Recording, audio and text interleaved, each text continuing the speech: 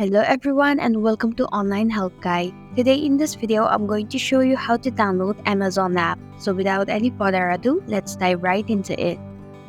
Open up your Play Store.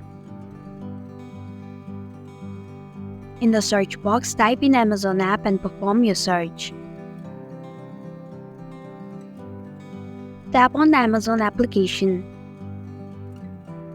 Then tap on the install button to begin the downloading process. It will take a while to download the app. Once the application is installed, tap Open to launch the app. And that's it. Thank you for watching the Online Help Guide. I hope this video was helpful. If it was, please hit the like button and comment if you have any questions or feedback.